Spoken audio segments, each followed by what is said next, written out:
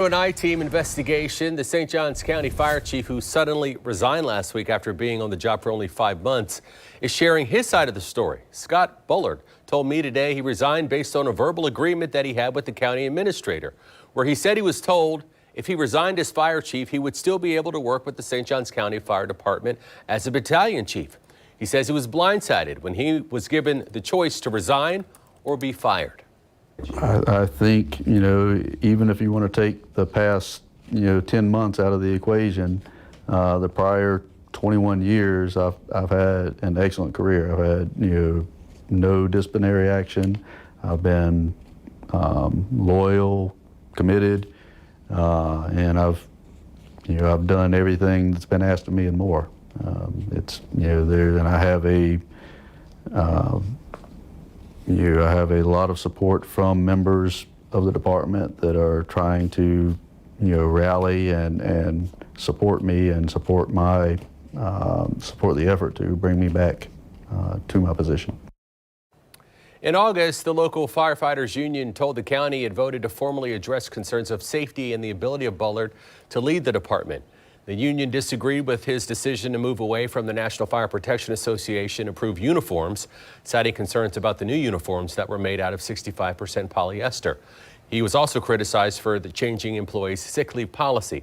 He also faced allegations surrounding the response to Hurricane Idalia. Now, hear his response to all of these allegations and concerns. That's coming up tonight, right here at 11 o'clock.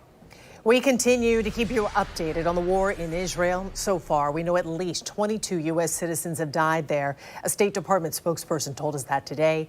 Separately, President Joe Biden confirmed that there are Americans still among the hostages taken by Hamas. This video shows the Israel Defense Force striking Hamas naval targets today. Israel has formed an emergency government with an opposition party and a war cabinet in the wake of the attacks. Meanwhile, these images from today show the widespread destruction in Gaza. So far, a total of about 2,300 people have died in all in this war. Later in the newscast, around 10:30, a report on how Jewish communities around the globe, they are now on high alert because of this war. Up next, we're going to be joined again tonight by News4JAX anchor Brianna Andrews as part of her series on Afro-Latino culture and history. Tonight, she'll be spotlighting some trailblazers here in the U.S., paving the way for other Afro-Latino people. And we are closely watching the radar on this Weather Authority Alert Day. Richard's back after the break with your full forecast. Everyday champions live here, like the team who proudly flies morning colors at Naval Station Mayport. Defenders of our country, standing for liberty and freedom.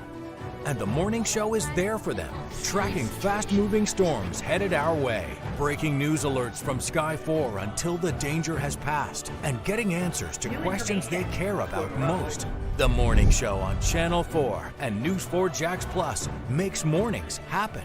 Things are more expensive now for my wife and I, so we have decided that we would make changes in terms of our expenditures. I live downstairs with one thermostat. She lives upstairs with two thermostats, but they all cost one price. I appreciate that at FPL, they are always teaching me how power works and how you can save money. You can look at your bills based on cooling, heating, and it'll break it down to the dollar value. My wife and I have been able to see a change in our expenditure on energy. I can actually have ownership and knowledge over my power bill. More license plates are changing this fall because of amazing deals at Southside Kia for all.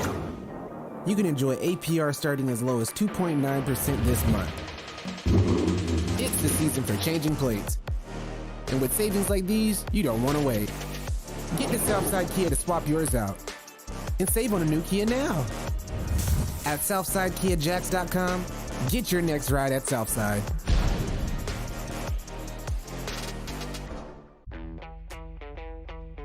Every day, businesses everywhere are asking, is it possible? With Comcast Business, it is. Is it possible to help keep our online platform safe from cyber threats? Absolutely. Can we provide healthcare virtually anywhere? We can help with that. Is it possible to use predictive monitoring to address operations issues? We can help with that too, with the advanced connectivity and intelligence of global secure networking from Comcast Business. It's not just possible, it's happening. Harrell & Harrell has been part of this community for decades. We're proud of our commitment to Northeast Florida, and we're proud to sponsor closed captioning. Harold and Harold. Don't settle for less than you deserve. Celebrating Hispanic Heritage Month, we're continuing to embrace and recognize our diverse Latino and Hispanic communities here in the River City. Tonight, we're spotlighting some of the Afro-Latino trailblazers in U.S. history, as well as those making strides locally. News4JAX anchor Brianna Andrews, she is here. Brianna, there are prominent historical figures who have really helped shape history. Joy and Tarek, Latinos continue to make major contributions to American history and culture, of course. Now, Afro-Latinos have made strides as prominent figures in the civil rights movement, the medical field, and in mainstream media, and so much more.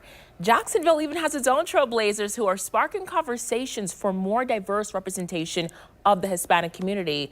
This is something I've discovered as someone who also identifies as Afro-Latina.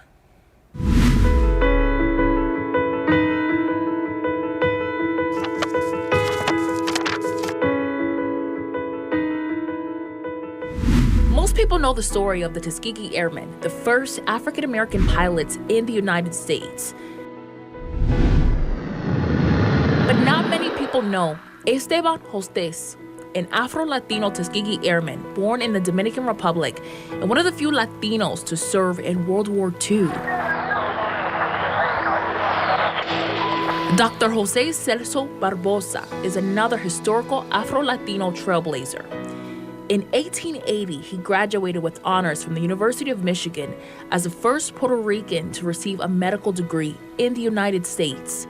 He also served on the executive cabinet from 1900 to 1917 and in the Senate from 1917 to 1921. Jacksonville native Graciela Kane says these were untold stories growing up. The non-binary activist says it took traveling out of Jacksonville to discover Afro-Latino representation and find their own identity. And being in movement spaces and going to California and seeing Afro-Latinx folks together and seeing Black and Mexican people and being whoa, this does exist on the other side of the world, quite literally. Adrian Ross, another member of Jacksonville's Latino community, agrees. But as an adult, he says he is witnessing progress. And we are in a much more accepting culture of us Afro-Latinos. And there's look for all types of cool role models. Public figures like Sammy Davis Jr., Gwen Ifill, and Neil deGrasse Tyson are just a few examples of Afro-Latinos who've made strides in Hollywood and mainstream media.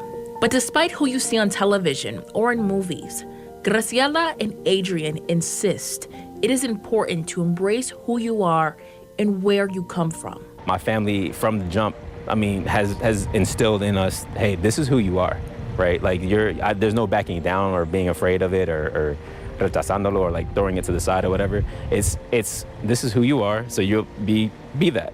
My mother is definitely someone who inspires me to be who I want to be and proud, From their families to my own, Hispanic and Latino are not a race or color. Yo soy Latina. I am Latina. Yo soy Latina. I am a Latina. Yo soy Latina. Yo soy Latina. Yo soy Latina. Soy Latina. Yo soy Latina. Yo soy Latina. Yo soy Latina. Soy Latina. Yo soy but a diverse, beautiful, and proud culture.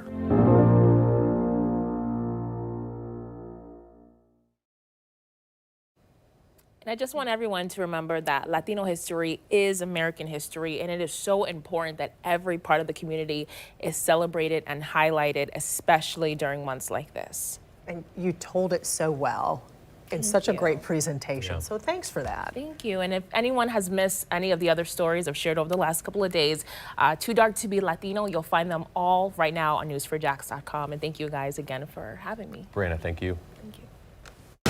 The Weather Authority and Exact Track 4D, cutting-edge technology, giving you the most accurate forecast down to your street.